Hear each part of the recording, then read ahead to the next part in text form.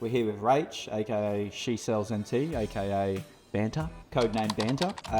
So I thought we'd sit down and talk a little bit about your journey, Rach, because you're about to head into your first year being an agent. Yep. You've obviously already got some experience under me and working very closely to me, and you've done an incredible job so far, but I thought we'd learn a little bit about your journey. So.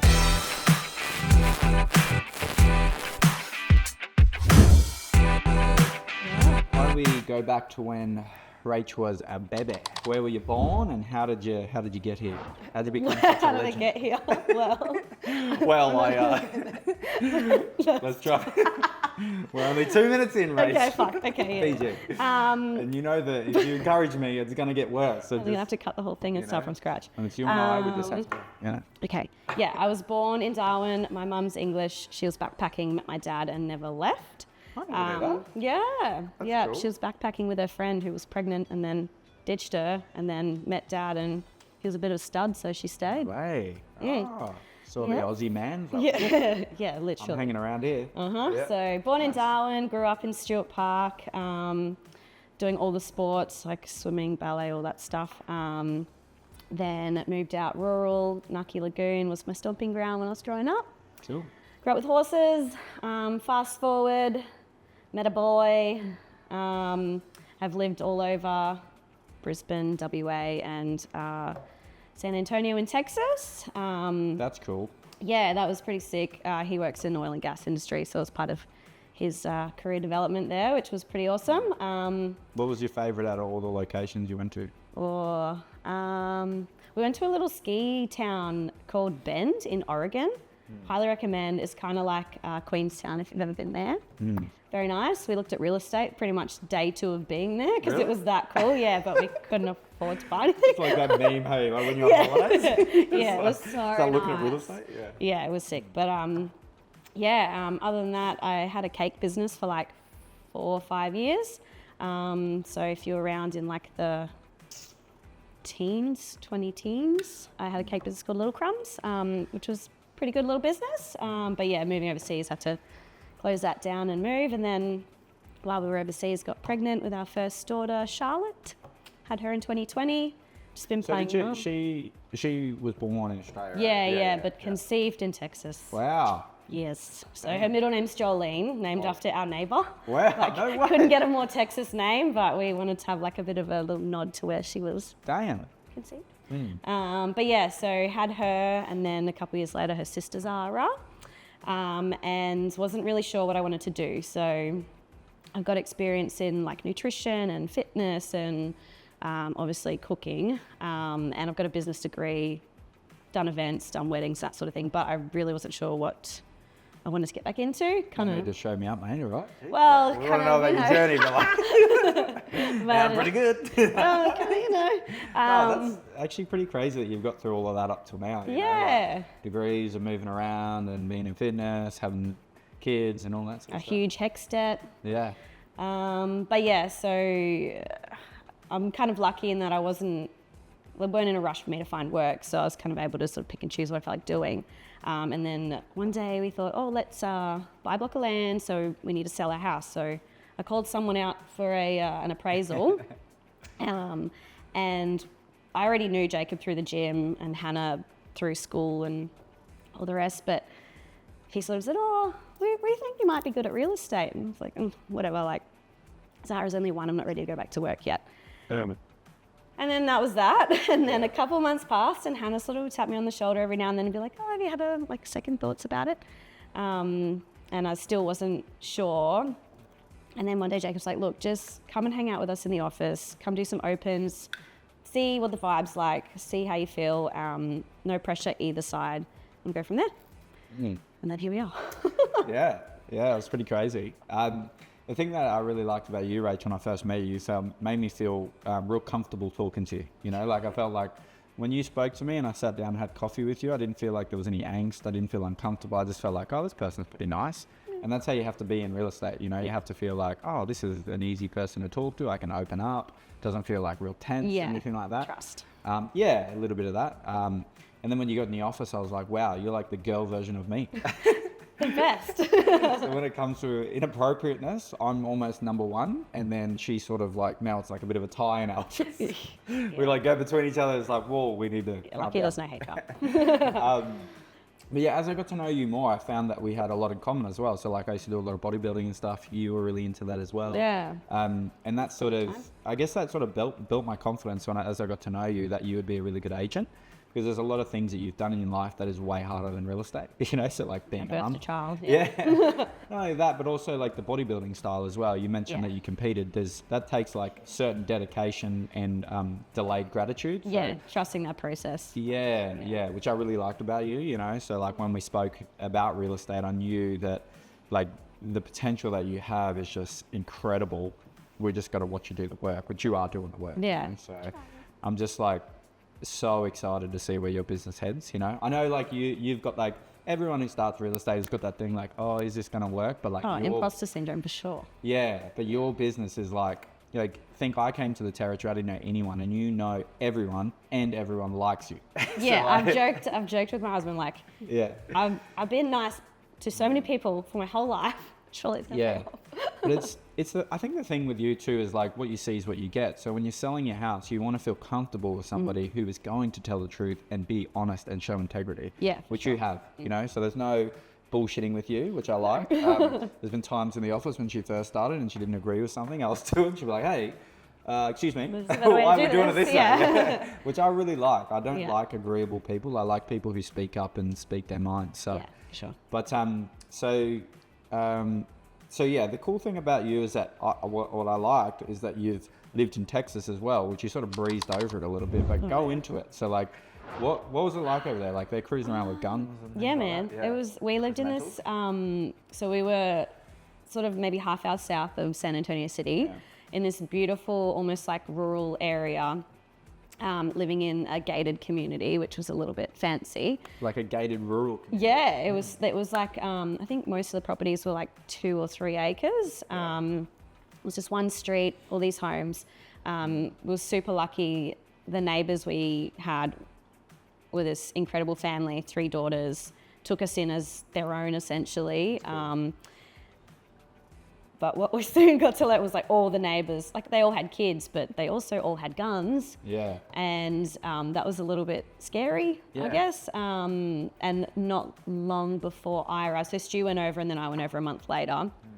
While he was there and I wasn't, a church got shot up.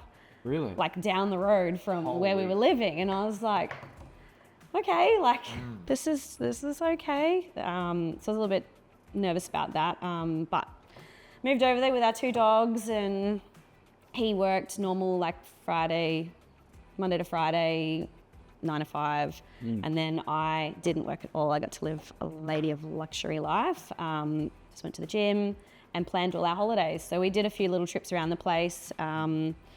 Skiing trips and, you know, out to New York as well. Like we sort of tried to travel as much as we could. So you've been to New York and all that? Yeah, but like I didn't, like there's probably people out there that are going to be like, what the, but I didn't enjoy New York. It was way too busy. I was like a few weeks pregnant too, so that killed the, you know. The vibe? But like further up in New Hampshire, like loved that area. It was autumn, so like all the trees are red and orange and that's awesome, man. Yeah, so no, it was an awesome experience. We'd moved over there thinking we'd be there for like 5 years. Hence we brought our dogs over, which was extremely expensive and stressful. Do not recommend. Everyone I speak to who's been to America with dogs says the same thing. Don't do it. For context, I have 2 little dogs. It cost us $5,000 to get them there, but it cost us like 20 odd to get them home. Yeah, I've heard that. Yeah. And then fast forward, pregnant towards the end of 2019. Stu's work told him that they were selling their Australian office, whatever. Do you want to come home? Do you want to stay in America? I'd just fallen pregnant, so of course I was like, no, I want to go home to my mum. So we moved back, got back at the end of January, and then next minute COVID hit, and that was that. The dogs got stuck in America for like an extra 2 or 3 months, which was extremely stressful. Luckily we have some beautiful friends that looked after them for us. But yeah. That sounds that's like a whole nother life. Like, yeah, it feels like a dream because it was only in the end like 18-ish months. Yeah. No, that just seems like, like I've spoke to Hannah sometimes about like what we would want to do, and like I would love to go live somewhere else for like 18 months. Highly recommend it. Like, just getting to know different people, and also being in America, you can just travel so much easier than obviously from Australia. It costs a fortune to get there and all the rest. But especially being born and bred in Darwin, a lot of my friends have never left, and that's like no shade on them, but being able to say I've, lived not only interstate but overseas, it's sort of, it's really cool. It's a cool experience. Pretty lucky. I think going somewhere else too makes you appreciate Darwin a little bit. Oh, for sure. Like I'm from Toowoomba, and everybody, like I loved my childhood. My childhood was awesome in Toowoomba. Me too. And I think it's a cool place to live, but everyone who stayed there hates it. Like, they go, this place is just, I'm like, man, it isn't that bad. Like, yes, I've moved out and I've gone other places, but if someone said to me tomorrow, you have to move back there, I'd be pretty stoked, to be honest. Yeah, I'd be okay with it, so I think it's like that smaller town sort of syndrome style, Like I've got my family still live here. Stu's 2 older brothers live here with their wives and kids, and all my school friends are still here. Like, pretty lucky. I feel like Darwin's such a beautiful place to raise children too. So that's true. If our girls can, get to, have half a cool childhood as I did. Yeah. The thing I like about Darwin, it's not very judgmental, No. So like 2 things, not very judgmental, it's not very cliquey, and you can, there's no traffic. So like what I mean by not judgmental is like, man, what I would wear to the shops in Darwin and what I would wear to the shops when I lived Crocs in and socks? is like Steiner. Sort of pull it off though. Take your shirt off, what? No. So, what I wear to the shops in Darwin and what I would wear, say, to the shops in Brisbane is like a lot different. Yeah, and it's hard to tell people, but here in Darwin, I feel like it's like 30 years, going back 30 years in time, and it's still so laid back here. There's not much traffic. Everyone's pretty chill. Like, it's nice. And place. I feel like there's so much opportunity to like become someone, or like if you've got a business, it's easy to grow. Like like my little cake business, I started in my house, and within a year, I'd moved out into like a little commercial kitchen, and it was killing it. Like, and it's just because Darwin's small, and if you're good at something, people appreciate it, and word of mouth just. Yeah. So true. Yeah. I think Darwin's quite a transient town as well. So like people come and go a lot. So if you can sit down and really bunker in for 10, 15 years, you can create something really beautiful. Yeah, for sure. So, definitely. So what eventually made you want to get into real estate? Like what tipped you over there to go, real estate, I'm going to get You just kept hassling me. No. I've always been interested in like houses. I did a semester of architectural design. Like I've always loved houses. I'm always like perusing realestate.com, mainly houses I can't afford. But it was just something that sort of was niggling away. But the industry has a bit of a reputation for being kind of toxic, and that wasn't something I was looking for. I want to be able to go into an office and feel safe, and that like, I'm not going to, it's going to be fun. I've got to like the people I work with and know that they're not going to try and steal listings from me, or I want to feel like it's a family. And so that's why I was like, okay, let's just suss it out. I'll come hang out for a little bit. Can't remember how many days I came in, but a couple of open homes. And just straight away I felt like, oh, this isn't what I expected. Like, obviously the banter in the office is one thing, which I have added to for sure. But her code name is Banter, by the way. Everyone has code names. Hers is Banter. But no, everyone was super friendly, super welcoming, and straight away I felt like, oh, actually, maybe it's not that bad.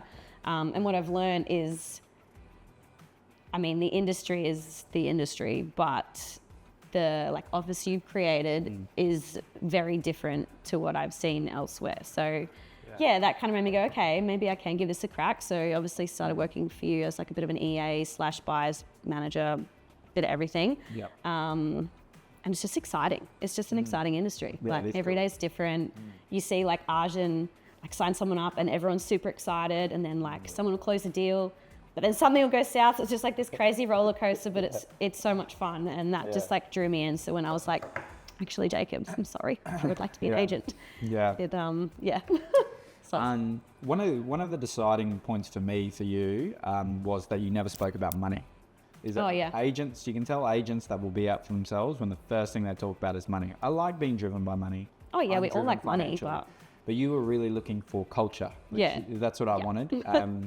You know, so that was a big thing, especially when you came into the office as well. You know, you were just a ball of fun, like you always are. You know, so I think you're getting in the industry for the right reasons, and I can tell when something goes south in the office, there's an opportunity for you to think about the money. You think about the client or the buyer, or making sure there's a good experience, which is really important. You know, so you know, if someone's trying to sell their house and you don't think it's right for them to sell their house right now, you'll tell them, even if it means you'll lose the listing. So little things that I've seen you do makes me so confident that, honestly, with you, I just think it's up to you how far you want to go. If you want to be number one in the territory, 100% possible. If you want to be the mum and do the life balance thing, it's 100% possible. That's sort of where I see your business. It's just like, it's totally up to you, especially after this first 6-12 months, the confidence building side, because that's the part of it when it slowly turns and you go, actually, I can do this.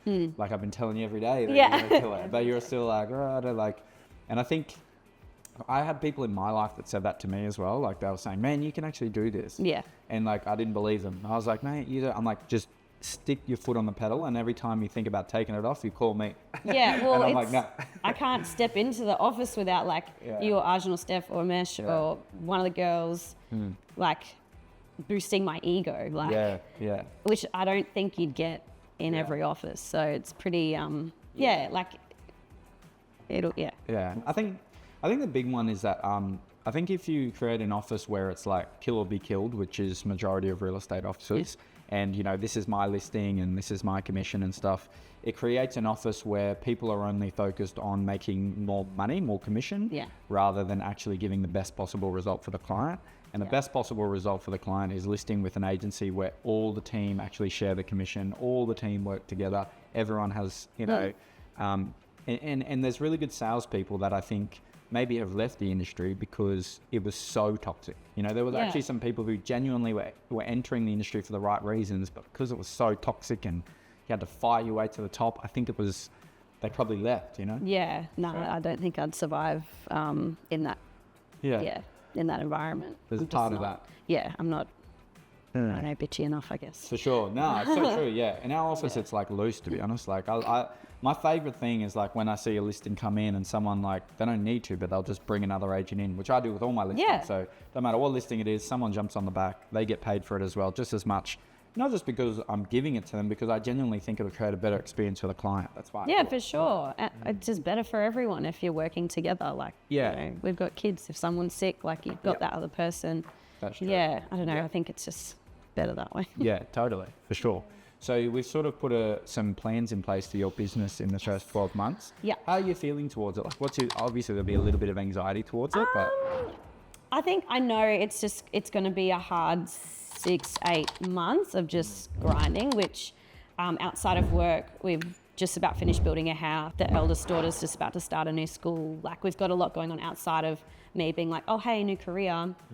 So I know that this is going to be a grind for this next 6 or so months, but I'm also really excited and like motivated to kind of prove a few people wrong as well, because I know there's people that are kind of, you know, like, okay, yeah, good, like whatever, get into real estate, like what's she gonna do next? Like, just Rachael doing whatever she wants. But so true. Like I know I can do this. I know I'm gonna be good at it. And like, the people pleaser in me wants to help people find their dream home or sell their home so they can upgrade to their dream home, or, you know, move into state or retire, whatever.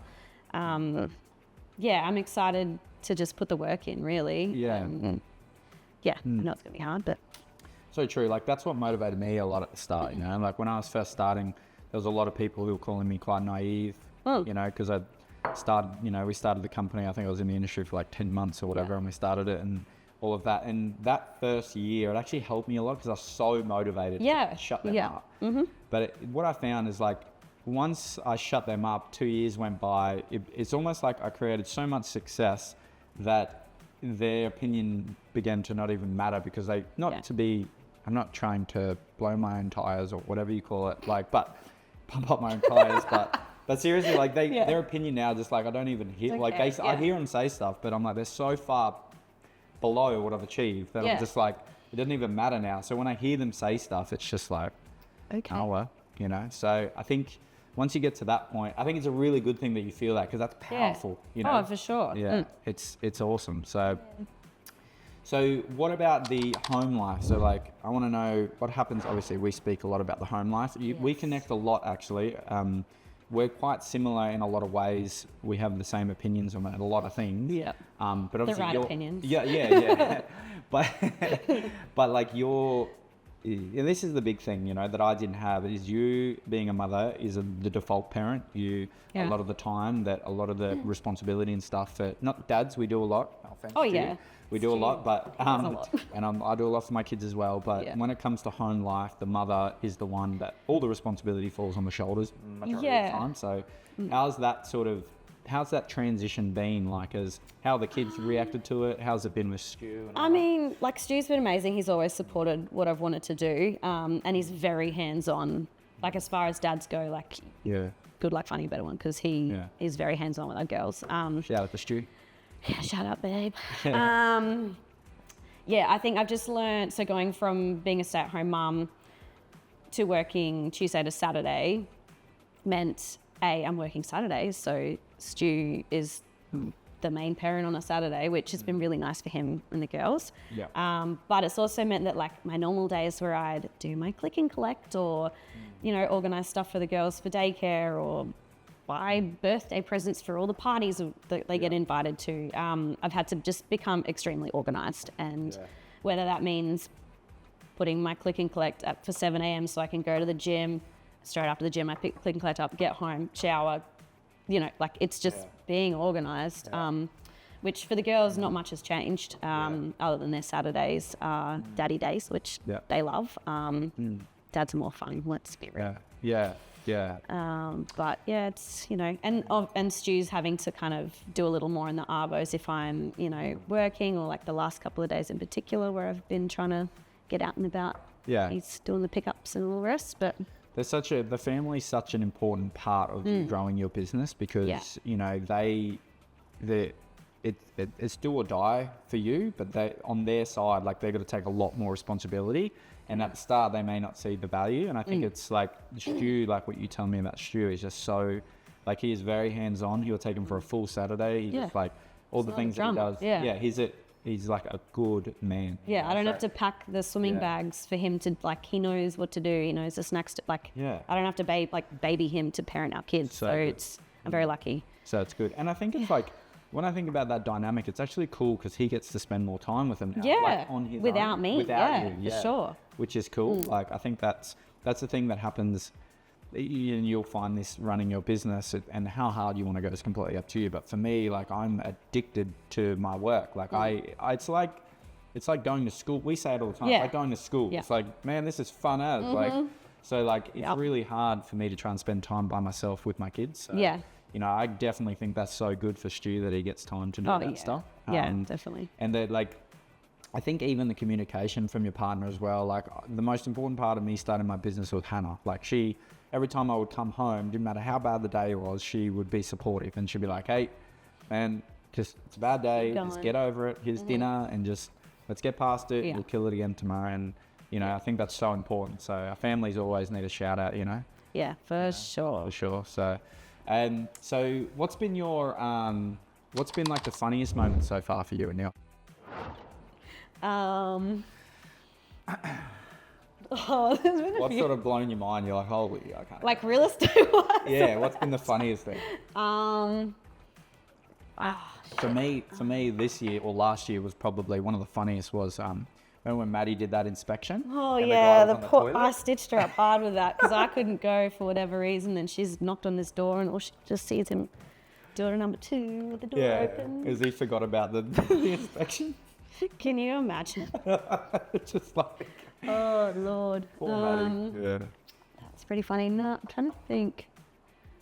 There's been like everyone is kind of funny though as well. Yeah, So yeah. there's been a few things. There's been some like pretty incredible things, like how quickly like Arjun has sold a listing or put it under contract, or like the last few months with buyer's agents has been like Mental. ridiculous. Yeah.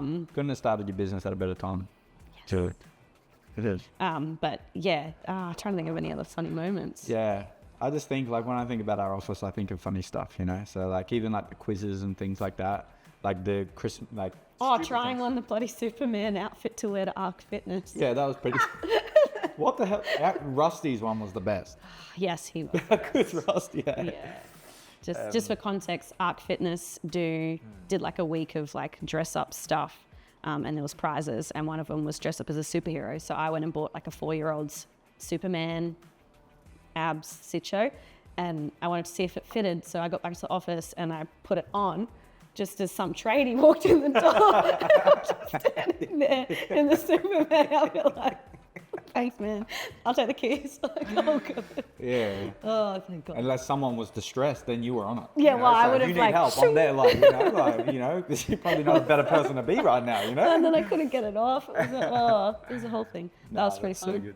But yeah, the quizzes, like training on a Thursday is like my favorite day of the week because, yeah, okay, we learn and, you know, you put us through our paces, but we also do silly quizzes and it's just that team bonding that is so important to me.